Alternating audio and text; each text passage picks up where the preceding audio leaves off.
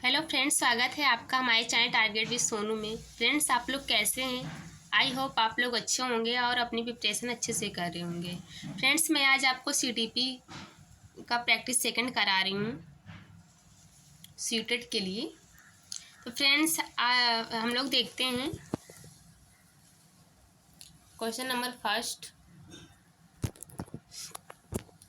Vygotsky के अनुसार संज्ञानात्मक विकास को सुगम बनाने में शिक्षक की क्या भूमिका है?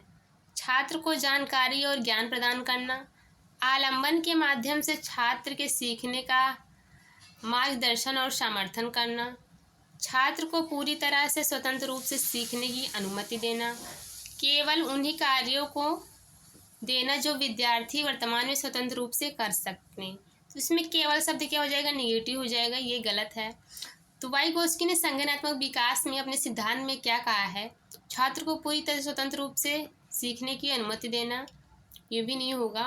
इसमें आलंबन, आलंबन शब्द क्या हो जाएगा? ये आलंबन, इसको पाठ प्रदान करना भी कहते हैं या आलंबन कह सकते हैं, इसको फोल्डिंग।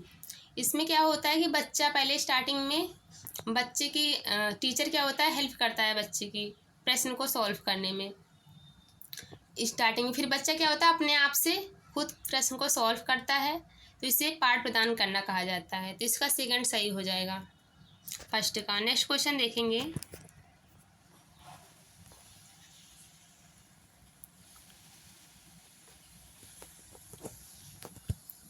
किशोरावस्था के बारे में निम्नलिखित में से कौन सा कथन सही नहीं है? किशोरावस्था एक सामाजिक रचना है। किशोरावस्था को आम तौर पर यौन को शुरू करने के लिए माना जाता है। यह एक ऐसी प्रक्रिया है जो यौन परिपक्वता और पुनरुत्पादन की क्षमता की ओर ले जाती है। किशोरावस्था बचपन और वयस्कता के बीच विकासात्मक संक्रमण है, जिसमें शारीरिक, संज्ञानात्मक, मनोसामाजिक परिवर्तन होते हैं। विभिन्न संस्कृतियों के बच्चे एक समान तरीके से किशोरावस्था में प्रवेश करते हैं और इसे अनुभव करते हैं। तो फ्रेंड्स, क्या होता है कि विभिन्न संस्कृतियों के बच्चे एक समान तरीके से किशोरावस्था में प्रवेश तो करते हैं, बट उनका अनुभव जो होता है अलग, डिफरेंट होता है। तो अनुभव एक समान नहीं करते। तो ये क्वेश्चन क्या हो जाएगा? गलत हो जाएगा। तो बच्चे जो होते हैं उनका, हर एक बच्चा, चाहे यूपी का बच्चा हो या कोई साउथ का बच्चा हो या आसाम साइड का बच्चा हो, तो सबका कल्चर, मतलब संस्कृति के जो बच्चे हों एक समान तो किशोरावस्था में प्रवेश करेंगे, बट उनका अनुभव अलग अलग होगा, उनके अंदर जो नॉलेज होगा अलग अलग होगा, तो एक समान नहीं होगा। कोई बच्चा ज़्यादा सीख लेगा, कोई बच्चा कम सीखेगा। तो ये फोर्थ गलत हो जाएगा और ये सही है। किशोरावस्था एक सामाजिक रचना है। किशोरावस्था को आमतौर पर यौन को शुरू करने के लिए माना जाता है। ये सेकंड भी, थर्ड भी सही है। किशोरावस्था बचपन और वयस्कता के बीच विकासात्मक संक्रमण है, जिसमें शारीरिक, संज्ञानात्मक और मनोसामाजिक परिवर्तन होते हैं। तो फोर्थ गलत हो जाएगा इसका, यही सही है। ठीक है, फोर्थ, सेकंड का फोर्थ सही है। नेक्स्ट देखेंगे। सुजाता नृत्य प्रतियोगिता में केवल इसलिए उत्सुकता से भाग लेती है क्योंकि वह नगद पुरस्कार जीतने में रुचि रखती है। सुजाता आंतरिक रूप से प्रेरित है, बाहरी रूप से प्रेरित है, महारत उन्मुख विद्यार्थी है, असफलता परिहार विद्यार्थी है। तो सुजाता क्या है? नृत्य इसलिए करती है, प्रतियोगिता में इसलिए भाग लेती है क्योंकि उसे क्या करना है? नगद का प्रथम पुरस्कार जीतना है। ठीक, उसे वो पुरस्कार जीतने के लिए नृत्य प्रतियोगिता में रुचि रखती है। तो सुजाता क्या है? बाहरी रूप से प्रेरित है। अगर खुद के कौशल के लिए, सीखने के लिए जब रुचि रखेगी तो वो आंतरिक रूप से प्रेरित होगी। जब बाहरी रूप से नगद पुरस्कार के लिए जो रुचि रखेगी तो बाहरी रूप से प्रेरित होगी। तो थर्ड का ये सेकंड सही हो जाएगा। नेक्स्ट क्वेश्चन देखेंगे।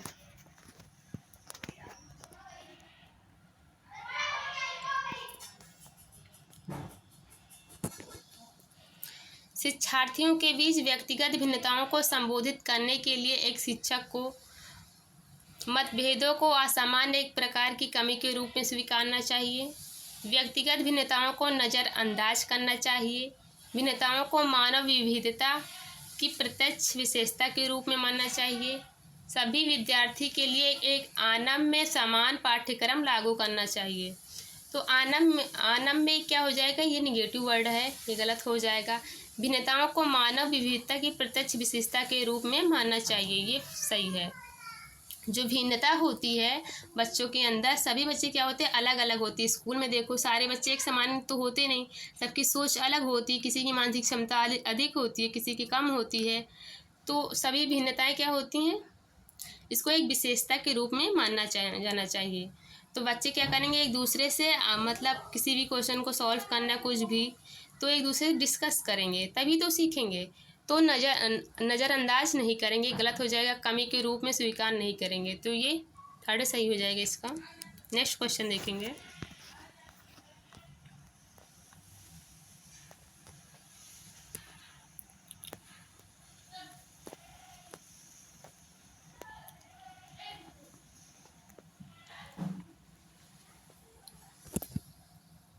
जीन पियाजे का मानना था कि ज्ञान है पर्यावरण से निष्क्रिय रूप से पारित होने के बजाय बच्चे द्वारा निर्मित किया जाता है, अंतःक्रिया के माध्यम से प्राप्त करने के बजाय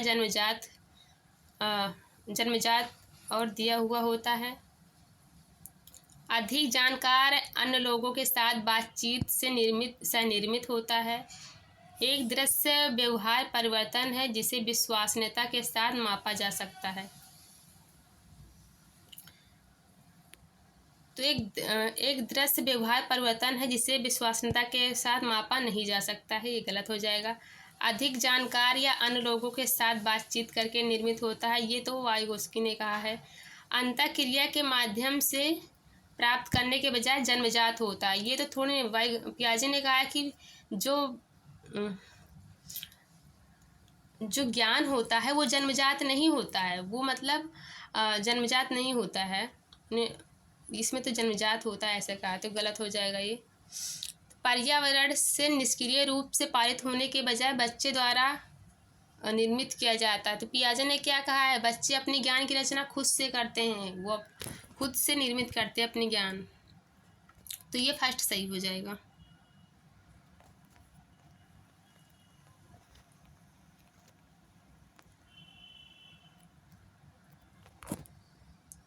एक प्रगतिशील कक्षा में आकलन गतिशील होता है, वस्तुनिष्ठ होता है, योगात्मक होता है, मानक संदर्भित होता है। तो आकलन जो होता है मानक संदर्भित नहीं होता है, गलत हो जाएगा, निगेटिव वर्ड है। योगात्मक गलत हो, वस्तुनिष्ठ ये भी गलत हो जाएगा। गति जो आकलन होना चाहिए प्रगतिशील कक्षा का, गतिशील होना चाहिए, तो ये 6 का फर्स्ट सही हो जाएगा।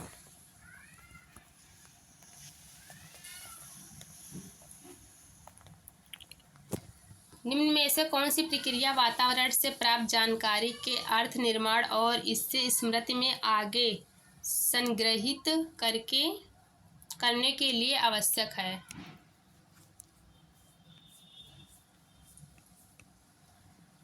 ध्यान देना, क्षय होना, भूलना, पुनर्प्राप्ति।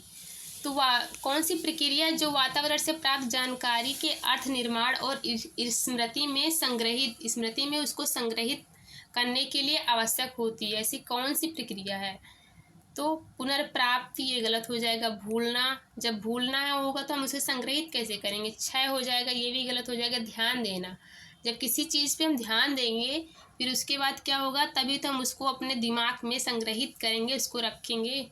जब हमारे ध्यान पे रहेगा, जब उस चीज़ पे हमारा ध्यान जाएगा तभी तो हमारे दिमाग में रहेगा, तो 7th का फर्स्ट सही हो जाएगा। नेक्स्ट क्वेश्चन देखेंगे। निम्न में से कौन सा एक ऐसा प्रश्न का उदाहरण है जिसमें छात्र को जानकारी का विश्लेषण करने की आवश्यकता होती है? टू किल ए मॉकिंग बर्ड उपन्यास का कथानक क्या है?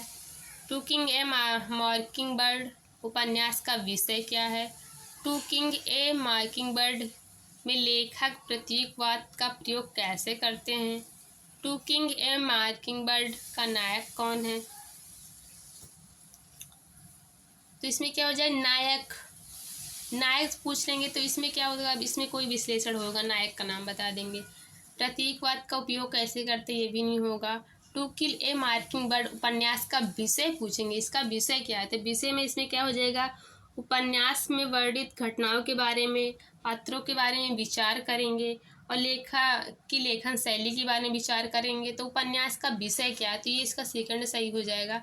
उपन्यास का कथानक क्या है, एक वर्ड में इसमें बता देंगे, तो इसमें कुछ नहीं होगा। इसमें क्या होगा, उपन्यास का विषय क्या है, इसमें लेखन शैली, पात्रों के विचार, घटनाओं के बारे में वर्णित करेंगे, तो इसमें सेकंड सही हो जाएगा। नेक्स्ट क्वेश्चन देखेंगे।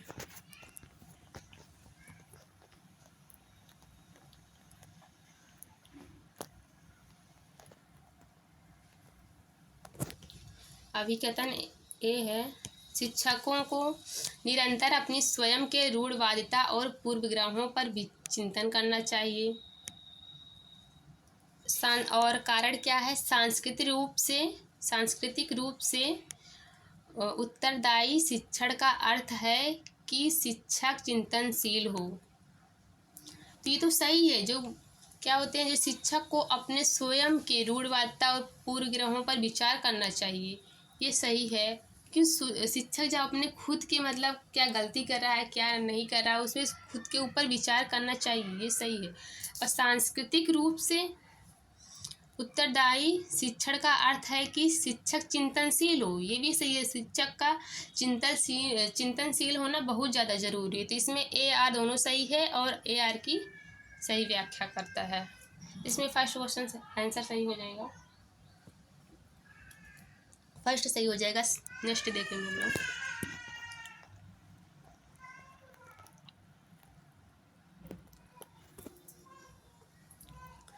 कोहल वर्ग के नैतिक विकास के सिद्धांत की कैरोल गिल्गन की आलोचना का केंद्रीय तर्क है। देखभाल की नैतिकता और नारीवादी दृष्टिकोण, बच्चों की नैतिक क्षमताओं को अधिक आंकना, बच्चों के अध्ययन में प्रायोगिक शोध प्रणाली का उपयोग, स्कूल जाने वाले बच्चों के लिए अध्ययन के शैक्षणिक निहितार्थ। तो फ्रेंड्स, कोहल वर्ग कौन थी, कैरोल गिल्गन। ये कोहल वर्ग की क्या थी, स्टूडेंट थी, जो इन्हीं से पढ़ती थी। तो कैरोल गिल्गन ने क्या कहा है, उनकी आलोचना की है कोहल वर्ग की। इन्होंने कहा है कि कोहल वर्ग ने अपने सिद्धांत में क्या किया है, जो मतलब सिर्फ लड़कों का पक्ष दिखाया है और लड़कियों का पक्ष, जो होती हैं महिलाएं, इनका पक्ष नहीं रखा गया। सिर्फ लड़कों में क्या होता है, न्याय अधिक होता है और लड़कियों में देखभाल अधिक होता है। तो कैरोल गिल्गन ने देखभाल की नैतिकता और नारीवाद दृष्टिकोण आलोचना पर तर्क दिया है, ये सही हो जाएगा। देखभाल की नैतिकता और नारीवाद दृष्टिकोण और बच्चों की नैतिक क्षमताओं का अंकन, ये नहीं होगा, फर्स्ट सही हो जाएगा इसमें। तो कैरोल गिल्गन ने कोहल वर्ग की आलोचना की है। इन्होंने कहा है कि इन्होंने सिर्फ लड़कों के बारे में, लड़कों से मतलब राय ली है, लड़कियों को इसमें शामिल नहीं किया अपने सिद्धांत में, तो आलोचना की है। इसका फर्स्ट सही हो जाएगा।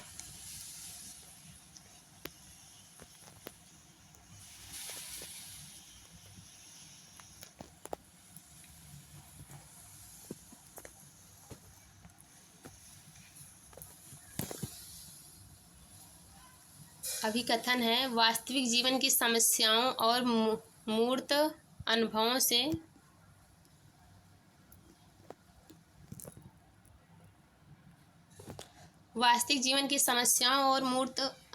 से सीखने से बच्चों को अधिगम और जानकारी प्राप्त करने के लिए कई रास्ते मिलते हैं। कारण विकास अपेक्षाकृत व्यवस्थित और अनुक्रमिक है।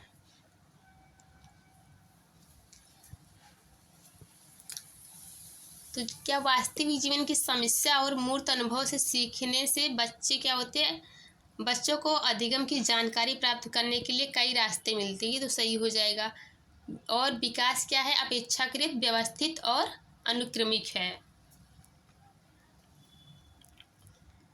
तो इसमें क्या हो जाएगा, दोनों तो सही हैं, ये भी सही है और ये भी सही है, बट इसमें क्या है, ए आर की मतलब इसकी व्याख्या सही नहीं करता। ए आर दोनों सही हैं बट ए आर की सही व्याख्या नहीं करता, इसमें सेकंड सही हो जाएगा। नेक्स्ट क्वेश्चन देखेंगे।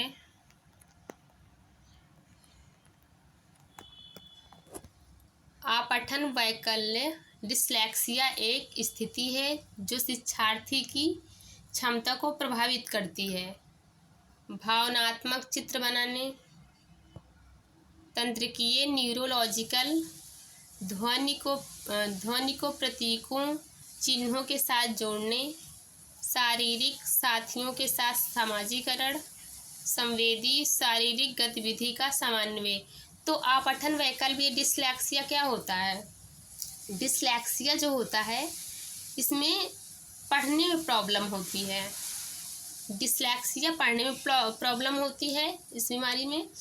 और जो डिस्ग्राफिया होता है, डिस्ग्राफिया में लिखने, ग्राफिया मतलब ग्राफ बनाना या लिखना, लिखने में कह सकते हैं। डिस्ग्राफिया में लिखने में प्रॉब्लम होती है।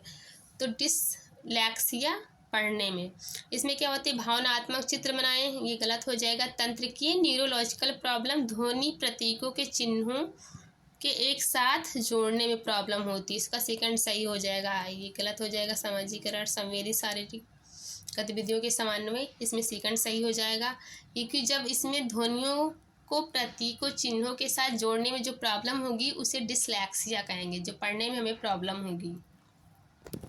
इसका सेकंड सही हो जाएगा।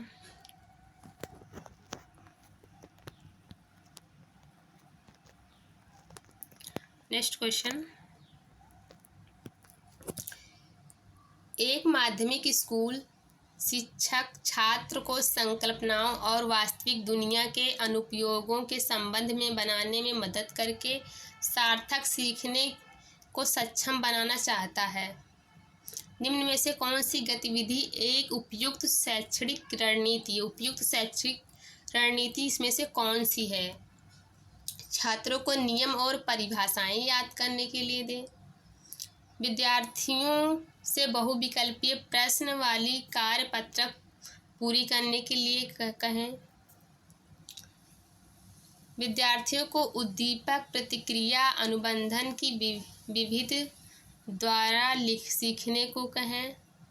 छात्रों को छोटे समूहों में वर्तमान मुद्दों पर शोध करने को दें और अपने निष्कर्ष कक्षा में प्रस्तुत करें। इसमें से कौन सा राइट हो जाएगा?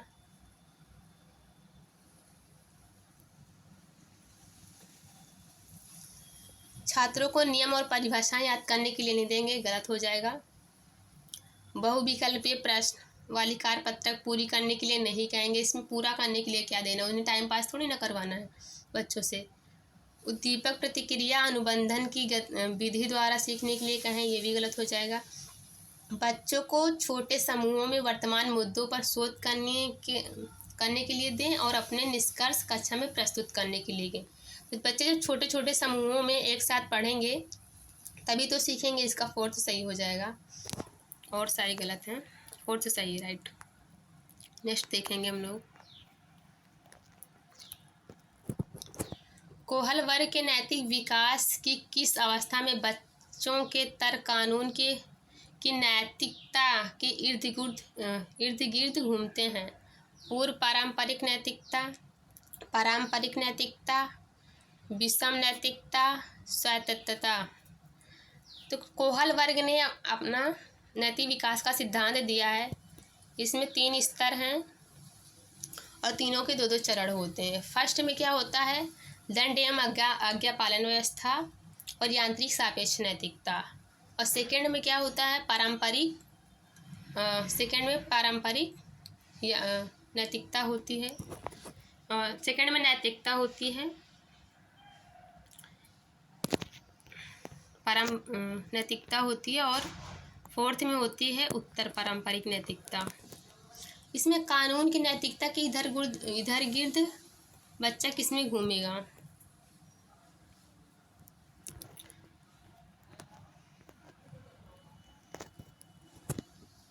तो कानून सेकंड में आता है, जिसमें अच्छी लड़की और अच्छा लड़का अवस्था होती है। अच्छी लड़की और अच्छा लड़का अवस्था, और कानून एवं अनुबंधन अवस्था के उसमें 2 होते हैं। तो कानून सेकंड में आ जाएगा। पारंपरिक और नैतिक स्तर में इसके अंदर दो होंगी, अच्छी लड़की और अच्छा लड़का, और कानून दो आ जाएंगे, तो इसमें सेकंड सही हो जाएगा।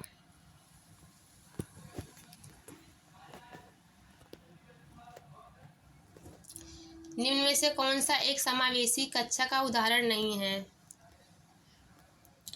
तो समावेशी कक्षा का कौन सा उदाहरण नहीं है, इसमें बताएंगे।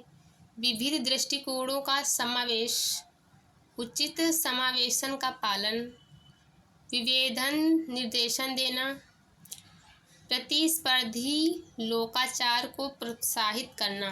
तो इसमें से कौन सा नहीं है? विविध दृष्टिकोण का समावेशन, ये भी सही हो जाएगा। उचित समावेशन का पालन करना, उचित समावेशन का पालन करना, ये भी सही है। विभेदित निर्देशन देना, अलग अलग प्रकार से निर्देशित करना। और स्पर्धा, बच्चों के बीच स्पर्धा लोकाचार का प्रोत्साहन नहीं करेंगे, स्पर्धा नहीं कराएंगे बच्चों में, ये गलत हो जाएगा। तो यही क्या हो जाएगा? समावेशी कक्षा का उदाहरण नहीं है, तो इसका फोर्थ हो जाएगा, ये गलत है। नेक्स्ट क्वेश्चन देखेंगे।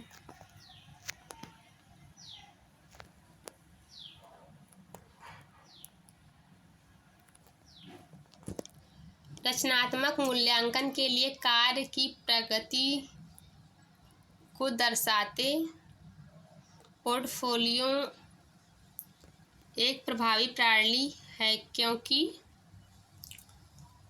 वे मूल्यांकन की प्रक्रिया में छात्रों को शामिल करते हैं। वे व्यक्तिगत छात्रों की प्रगति के बारे में अंतर्दृष्टि प्रदान करते हैं। वे मुख्य रूप से अंतिम उत्पाद की प्रस्तुति पर ध्यान केंद्रित करते हैं। वे छात्र अधिगम के ठोस सबूत पेश करते हैं। तो इसमें वे मूल्यांकन की प्रक्रिया में छात्र को शामिल करते हैं। तो पोर्टफोलियो क्या होता है? इसमें मूल्यांकन की प्रक्रिया को शामिल करते हैं ना। वे व्यक्तिगत छात्रों की प्रगति के बारे में अंतर्दृष्टि प्रदान करते हैं, ये भी सही हो जाएगा। वे मुख्य रूप से अंतिम उत्पाद की प्रस्तुति पर ध्यान केंद्रित करते हैं।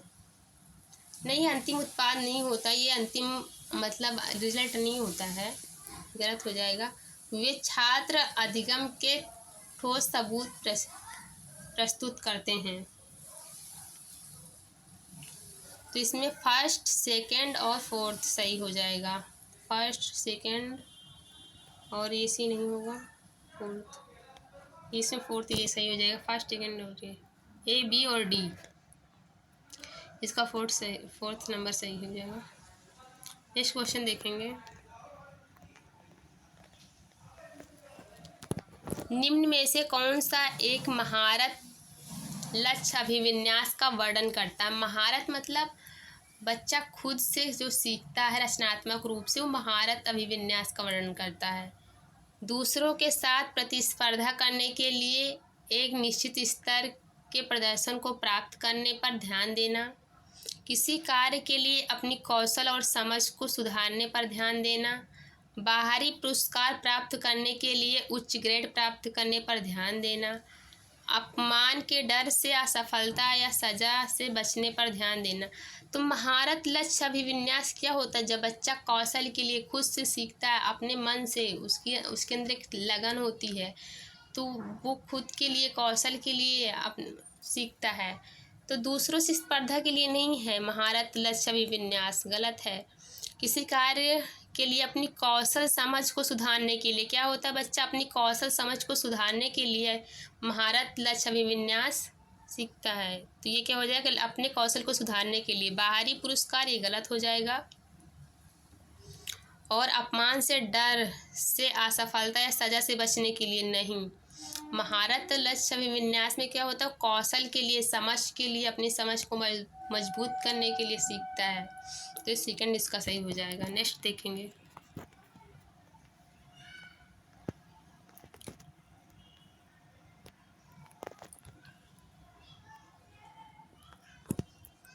निम्न में से कौन प्रगतिशील शिक्षा में शिक्षक की भूमिका का सबसे अच्छा वर्णन करता है। प्रगतिशील शिक्षा में इसमें सबसे अच्छा वर्णन कौन सा करता है शिक्षक की भूमिका का? तो इसमें शिक्षक कक्षा में ज्ञान और प्राधिकार का प्राथमिक स्रोत है। शिक्षक बच्चों को प्रयोग करने के लिए विविध सामग्री प्रदान करता है और आवश्यकता पड़ने पर आलंबन प्रदान करता है। शिक्षक पाठ्यचर्या मानकों का कड़ाई से पालन सुनिश्चित करने के लिए जिम्मेदार है। शिक्षक बच्चों को स्वतंत्र रूप से सीखने देता है और उसने सीखने में हस्तक्षेप नहीं करता है। ये गलत हो जाएगा, हस्तक्षेप नहीं करता। हस्तक्षेप उसे बताएगा ना, जब कोई चीज़ बच्चों को नहीं आएगा तो उसमें तो कुछ बताएगा, हेल्प तो करेगा ना। इसमें क्या हो जाएगा, ये भी गलत हो जाएगा। बट सबसे सही इसमें क्या है, आलंबन के माध्यम से बच्चा शिक्षक बच्चों को प्रयोग करने के लिए विविध सामग्री प्रदान करता है, अनेक प्रकार की सामग्री प्रदान करता है और आवश्यकता पड़ने पर आलंबन प्रदान करता है। इसको फोल्डिंग जो वाइगोस्की ने कहा है कि बच्चों को मतलब स्टार्टिंग में उसकी हेल्प करे, फिर उसके बाद बच्चा खुद ही प्रश्न को सॉल्व करेगा। इसमें सेकंड सही हो जाएगा। ये सबसे अच्छा है प्रगतिशील शिक्षा के लिए, तो सेकंड सही हो जाएगा। नेक्स्ट देखेंगे हम लोग।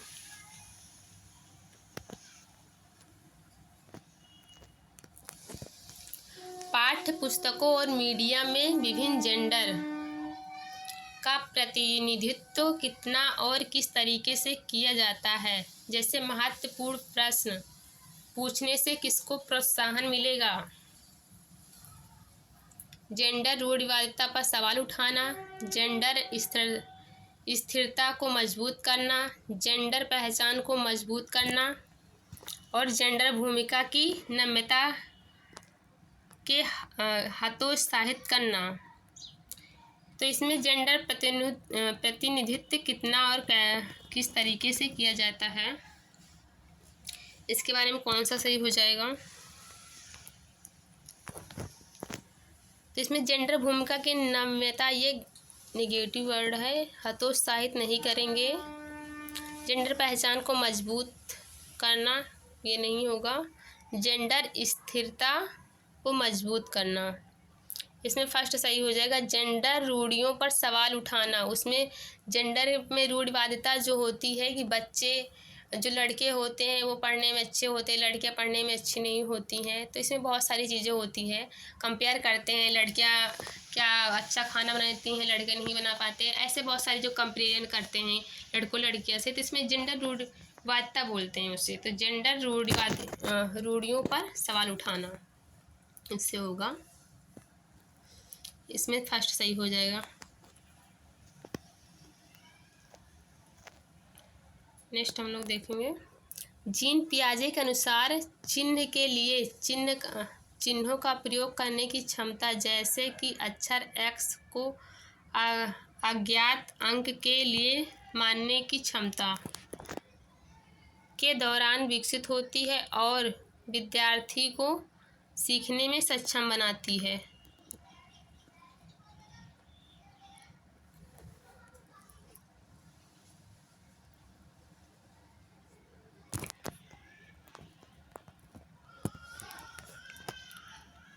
पियाजे के अनुसार चिन्हों को प्रयोग करने की क्षमता किस में विकसित होती है, उनके किस चरण में विकसित होती है? जब बच्चे चिन्हों का प्रयोग करते हैं।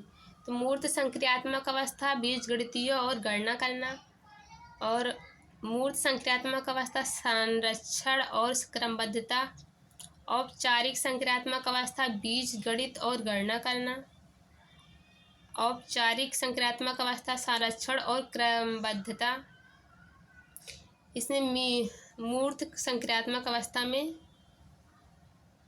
इसमें बीजगणित और गणना करना नहीं होगा।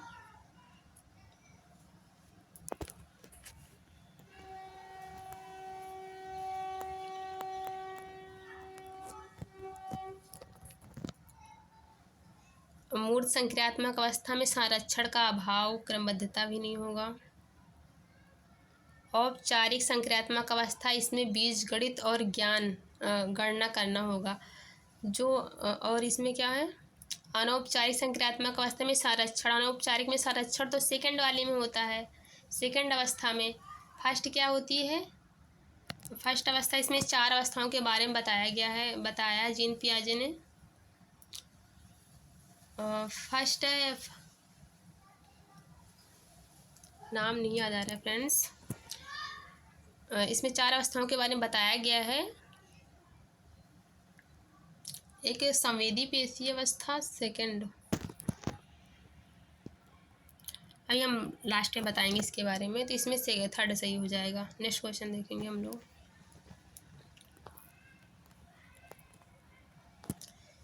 आलोक निम्नलिखित व्यवहार दिखाता है। पढ़ते पढ़ते समय सिर को अजीब स्थिति में पकड़ना, आँखों को बार बार मूंदना और रगड़ना, आँखों की लाली सूजना, अक्षर पहचानना में भ्रमित होना, यह संभावित लक्षण हो सकता है। तो आलोक जो होता है व्यवहार ऐसा करता है, वो बार बार सिर को अजीब स्थिति में पकड़ता है, आँखों को बार बार मूंदता है और रगड़ता है, आँखों की लाली सूजना, और आँखों में जो होती है सूजन आ जाती है, उसको बार बार मीजेगा तो सूजन आएगी। अक्षर पहचान में भ्रमित होता है, उससे मतलब इसे किस चीज़ का लक्षण है, उसे क्या प्रॉब्लम है? दृष्टिबाधित संबंधी समस्या है, भाषा से समझ की समस्या है, शालीनता विकार समस्या है, संचार संबंधी विकार समस्या है। इसमें कौन सी समस्या है? तो आँख से प्रॉब्लम है ना, उसे बार बार मूंदता है, उसको रगड़ता है, आँख उसमें लाली मतलब सूजन आ जाती है आँख के ऊपर, भ्रमित होता है। इसमें दृष्टि बाधित समस्या है। इसमें फर्स्ट यही सही हो जाएगा। भाषा से थोड़ी ना, भाषा ये संचार संबंधी भी नहीं होगा, शालीनता भी नहीं होगा।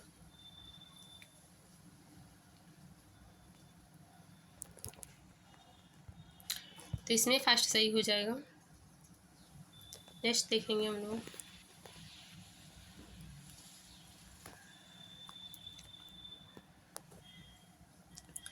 एक समावेशी कक्षा में सीखने के लक्ष्य शैक्षणिक रणनीतियों के साथ साथ आकलन में अनुकूलन किया जाना चाहिए। कारण क्या है? समावेशन का दर्शन शैक्षणिक दृष्टिकोण मूल्यांकन के माध्यम से सभी व्यक्तिगत मतभेदों को समाप्त करने की वकालत करता है। तो समावेशन कक्षा में सीखने के लक्ष्य शैक्षणिक रणनीतियों के साथ साथ आकलन में अनुकूलन किया जाना चाहिए, ये सही है। और समावेशन का दर्शन शैक्षणिक दृष्टिकोण और मूल्यांकन के माध्यम से व्यक्तिगत मतभेदों को समाप्त करने की वकालत करता है। ये वकालत नहीं करे, गलत है। इसमें क्या हो जाएगा? फर्स्ट सही है और सेकंड गलत हो जाएगा। कारण जो है गलत हो जाएगा। इसमें थर्ड क्वेश्चन आंसर सही है।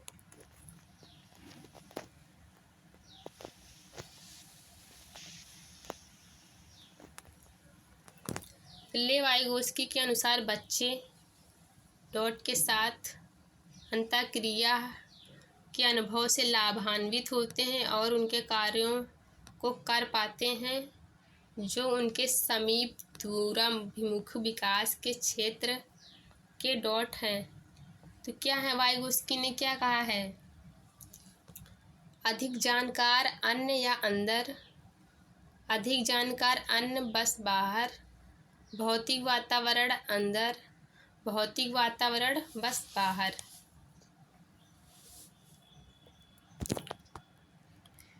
तो वाइगोस्की कहा है कि जो बच्चे होते हैं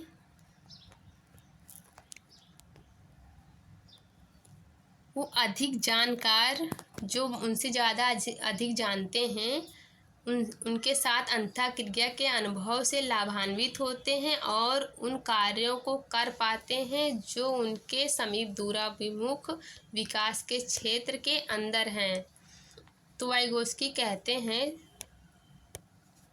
कि जो बच्चे होते हैं अपने से अधिक जानकार, जैसे चाहे माता पिता हों, चाहे कोई दोस्त हो, उनसे सीखना चाहते हैं, उनसे अंतःक्रिया से अनुभव से क्या होते हैं? लाभान्वित होते हैं और उनके विकास के क्षेत्र के अंदर हैं।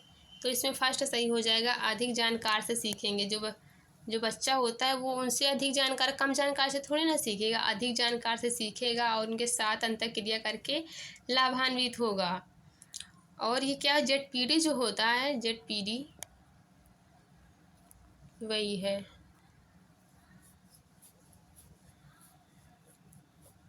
इसका फर्स्ट सही हो जाएगा। एक शिक्षिका ने नोटिस किया कि उसका एक छात्र अधिक विचलित है और उसे कक्षा के दौरान ध्यान देने में परेशानी होती है। निम्न में से कौन सी रणनीति छात्र को केंद्रित रहने में मदद करने के लिए एक प्रभावी रणनीति होगी?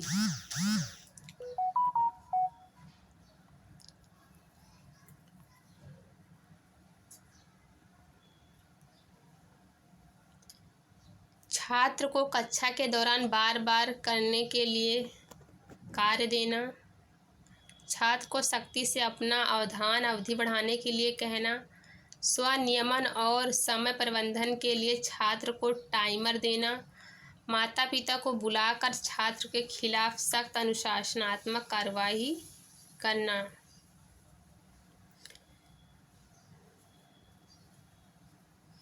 तो इसमें बच्चे के लिए क्या प्रभावी है? तो इसमें माता पिता को बुलाकर उनको ये कहना सख्त कार्रवाई करेंगे बच्चे के खिलाफ, ऐसा नहीं है। स्वनियमन और समय प्रबंधन के लिए टाइमर देना। टाइमर उसे मतलब जो छात्र मतलब अत्यधिक विचलित होता है, कक्षा के दौरान उसकी परेशानी होती है, ध्यान नहीं दे पाता, उसे टाइम अधिक देंगे। स्वनियमन उससे क्या है, वो स्वयं में लीन रहता है, ज़्यादा मतलब बाहरी मतलब चीज़ों पे ध्यान नहीं दे पाता, कोई कुछ बोलता है तो सख्ती से अपना अवधान अवधि को बढ़ाने के लिए कहेंगे, नहीं उस पर सख्ती नहीं दिखाएंगे, उसे अच्छे से समझाएंगे बच्चे को। छात्र को कक्षा के दौरान बार बार कार्य देना, उसको बार बार कार्य नहीं देंगे, उसे व्यस्त नहीं करेंगे। उससे क्या है, स्वनियमन और समय प्रबंधन के लिए छात्र को अलग से टाइम देंगे। अगर बच्चों को 10-5 मिनट, उस बच्चे को क्या करेंगे 10-5 मिनट ज़्यादा टाइम देंगे। इसमें थर्ड सही हो जाएगा। जैसे अगर किसी बच्चे का ध्यान भटक रहा है, क्लास में कोई प्रॉब्लम है, ऐसी उसको प्रॉब्लम है, तो उसे क्या करेंगे, अलग से टाइम देंगे। ठीक है, थर्ड सही है इसका। नेक्स्ट देखेंगे, अभिकथन। छात्रों के अच्छा प्रदर्शन करने और स्कूल में बने रहने की अधिक संभावना है यदि उनको अपने स्कूल से भावनात्मक लगाव है और वे मानते हैं कि उनका होना मायने रखता है। भावनाएं सीखने के लिए महत्वपूर्ण भूमिका निभाती हैं। तो इसमें दोनों सही हो जाएंगे और AI की दो व्याख्या करता है। तो फर्स्ट भी सही है, सेकंड भी सही है, AR दोनों सही हैं। AR की सही व्याख्या करता है। फर्स्ट सही हो जाएगा, इसका नेक्स्ट देखेंगे।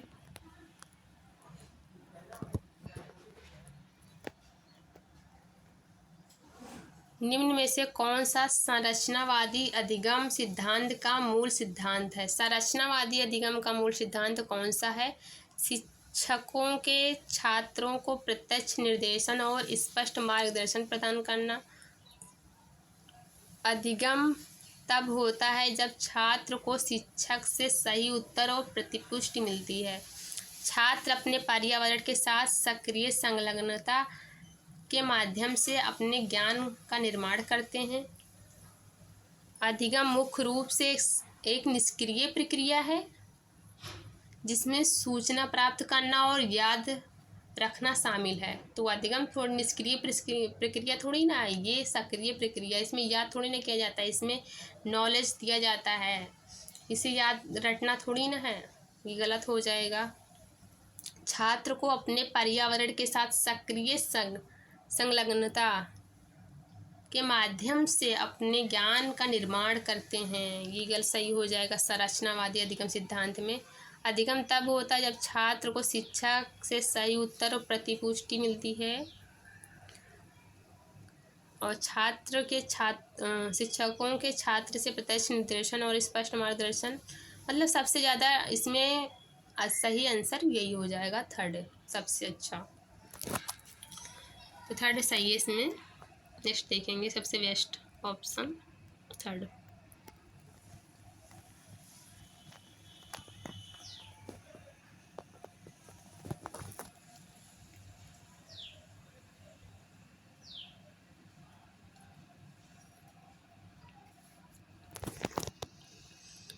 अभी कथन है, एक बच्चा किसी कार्य को करने में जितना कम सक्षम होता है, शिक्षक को उतने ही अधिक संकेत और इशारे देना चाहिए।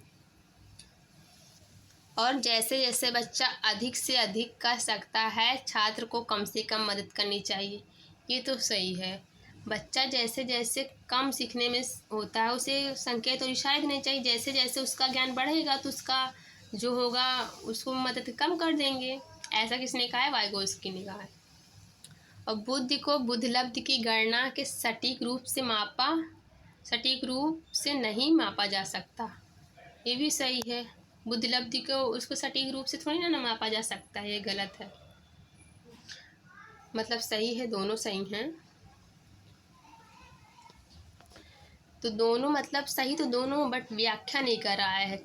आर जो है एक ही व्याख्या नहीं कर रहा है। बुद्धिलब्धि अलग है और वो अलग है, संकेत और इशारे देना। तो इसमें क्या हो जाएगा? सेकंड सही हो जाएगा। ए आर दोनों सही हैं, लेकिन ए आर की सही व्याख्या नहीं कर रहा है, इसमें सेकंड सही हो जाएगा। ठीक है, नेक्स्ट देखेंगे हम लोग।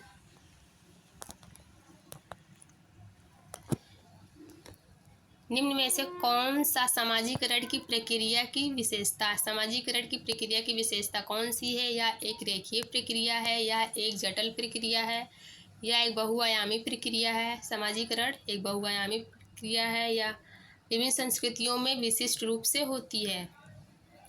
इसमें कौन सा ऑप्शन सही हो जाएगा?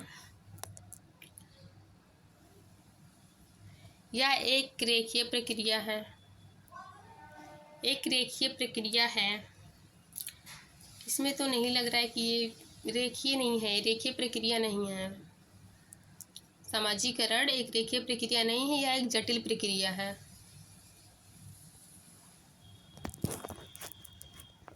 यह एक जटिल प्रक्रिया है, या एक बहुआयामी प्रक्रिया है, या विभिन्न संस्कृतियों में विशिष्ट रूप से होती है। विशिष्ट सभी संस्कृतियों में होती है। समाजीकरण तो हर जगह होता है, हर एक संस्कृति में होता है। बिना सामाजिक समाज के साथ तो ही तो लोग रहते हैं। अकेले जाकर अकेले थोड़ी ना रहेंगे, सब कुछ करेंगे। तो ग्रुप में रहेंगे ना, समाज के साथ रहेंगे। तो इसमें फर्स्ट सेकेंड और ए बी और सी और डी सही है। बी सी और डी, इसमें थर्ड ऑप्शन सही है। नेक्स्ट देखेंगे हम।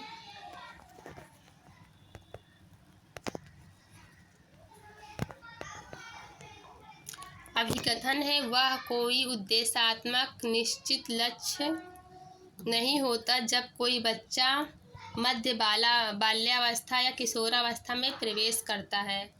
कारण विकास प्रकृति में निरंतर होता है। तो विकास तो प्रकृति में निरंतर होता रहता है, ये तो सही है। वह कोई उद्देश्यात्मक निश्चित लक्षण नहीं होता है जब कोई बच्चा मध्य बाल्यावस्था या किशोरावस्था में प्रवेश करता है। तो कोई निश्चित नहीं होता है। तो मतलब बाल्यावस्था में बच्चा कब प्रवेश करेगा, किशोरावस्था में कब प्रवेश करेगा, तो निश्चित नहीं होता। बट एक टाइम दे दिया जाता है। बाल्यावस्था में बच्चे इतने टाइम से मतलब प्रवेश करते हैं, किशोरावस्था में 17-18 साल से होते हैं। बट ये निश्चित नहीं होता, किसी में 17-18 साल, किसी में 16-17 साल, ऐसे कुछ रहता है। तो ये यार दोनों सही हैं, यार की सही व्याख्या करता है। तो इसमें फर्स्ट सही हो जाएगा। नेक्स्ट देखेंगे।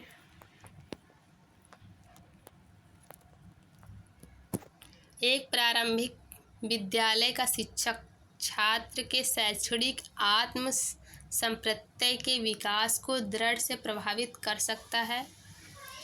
सभी विद्यार्थियों से बहुत कम अपेक्षा रखना, छात्रों में स्वायत्तता और पहल को दंडित करना, छात्रों में स्वायत्तता और पहल को पुरस्कृत करना, विशेष छात्र से बहुत कम उम्मीदें रखना।